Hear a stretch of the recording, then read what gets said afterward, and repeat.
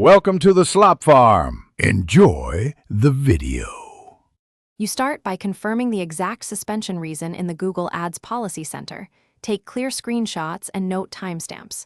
Once done, gather the evidence: landing pages, ad creatives, analytics, and Search Console data for the last 30 days. Make a short change plan, list content edits, tracking fixes, and billing checks, because you will reference these in your appeal.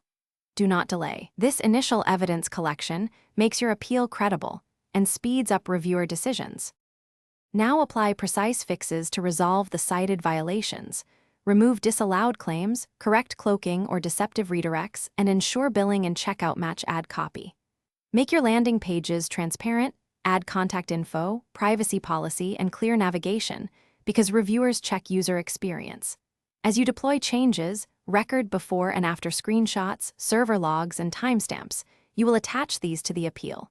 Once stable, run a quick test conversion to prove the flow works as claimed. Submit a focused appeal via the Google Ads Policy Appeal form. State the suspension reason, list each remediation step, and attach your before/after evidence with exact timestamps. Explain why the problem occurred and how you prevented recurrence. Be concise and refer to relevant policy language.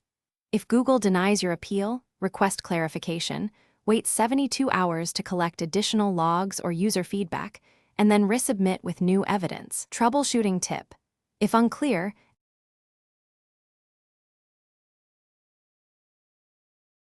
Thanks for watching.